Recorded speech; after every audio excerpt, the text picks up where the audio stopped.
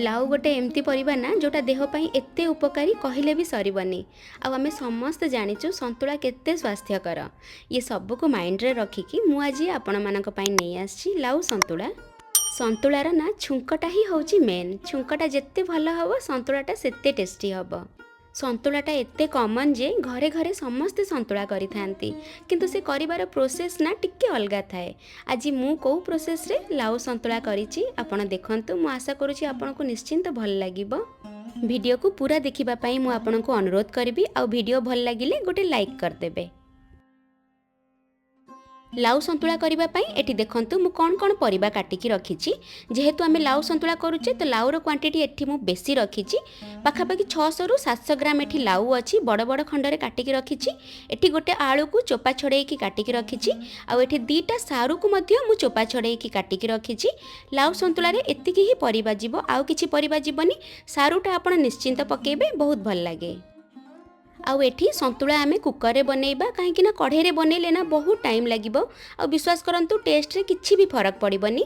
सेति पई मु एठी कुकर रे सब परिबा नेइ गली। आउ एठी आवश्यक हिसाब रे गोटे चामच लूण दे देली। आउ अध चामच एठी हळदी गुंड दे देली। तापर एठी गोटे मीडियम साइज रो टमाटर मध्य दे देली। एठी मु अध ग्लास पाखापाखि पानी दउची। आपण पानी सब बळे कम देइथिबे, काहेकि ना लाउरु भी ना पानी बाहरे तो संतुला नले ना हमर बहुत पानिया हे जिवो, बिल्कुल भल लागिबनी।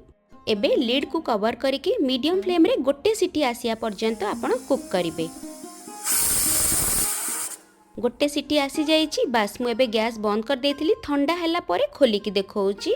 एठी देखि पारुथिबा आपण लाउ हमर पूरा गोटी गोटी हेकी अछि, किंतु देखंतु केमती सिजी भी जाइछि। बास एमती ही दरकार। संतुला को एठी बघारिया पई मु गोटे कढ़ई बसई देली। आमे छुंक बनेबा एबे संतुलार। आ छुंकटा जेते बढ़िया हबो ना संतुलाटा सेते टेस्ट लागिबो। एठी मु 2 चामच सोरिष तेल दे देली। सोरिष तेल देबे, सोरिष तेल रे टेस्ट बहुत भलो हुए। तापरे एठी मु गोटे चामच फुटण दे देली। जदि आपण पाखरे फुटण नथिबो जीरा आ सोरिष को मिसई की देबे। एठी 2टा सुखिला लंका आ 2टा कंचा लंका दे देली। टिके रागुआ रागुआ संतुला करिवे ना खाया पई बढ़िया लागिबो। एठी किछि भूसंग पत्र मु दे देली। जेमती एठी तेल रे ना फुटणटा हमर फुटी जीव ना। एठी देखंतु मु पूरा गोटे बुद्दा रसुण को टिके एमती ददरा छेचा करके रखिछि, ताको एबे एठी दे देली।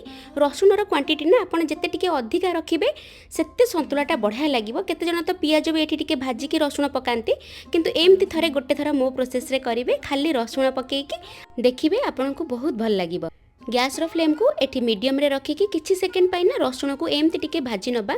एठी ध्यान रखिबे रसुण को बिल्कुल पोड़ीबेनी, ताको टिके एमती गोल्डन कलर हैला पर्यंत टिके एठी भाजी नबा। एक्चुअली ना संतुलार मेन ही होउची तार फुटण। ए फुटणटा जदि आपण बढ़िया से कर देले देखिबे संतुलाटा बहुत बढ़िया लागिबो।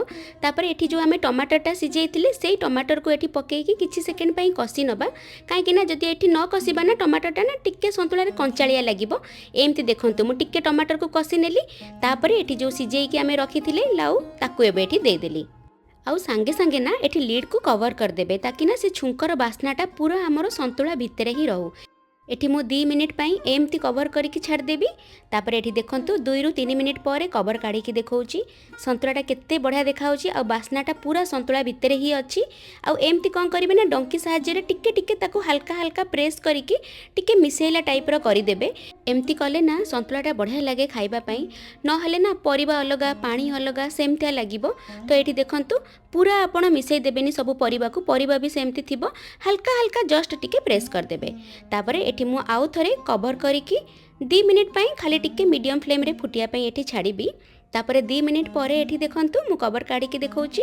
देखिले टेक्सचरटा केमती अछि ना एमती। तो सेति पई पूरा प्रोसेस को फॉलो करिवे, देखिबे संतुला आपनकर बहुत बढ़िया बनिबो। आ आपण जेबे भी हाट को जिबे लाउ तो निश्चिंत किणी के आनिबे। लास्ट रे ना टिके धनिया पत्र पकेया को बिल्कुल भी भूलिबेनी, काहेकि ना धनिया पत्रर बास्नाटा ना संतुला रे बहुत बढ़िया लागे। मु पकेइची किंतु मु ताको रेकॉर्ड करिया को भूली जाइची। आपण भूलिबेनी, निश्चिंत पकेइबे। आपण ना एग्जैक्ट यही प्रोसेस रे बनेइबे। आ मते कमेंट करिया पई बिल्कुल भूलिबेनी आपण को केमते लागिला। रहुची पुन थरे आपनक सहित देखा हबो। जय जगन्नाथ।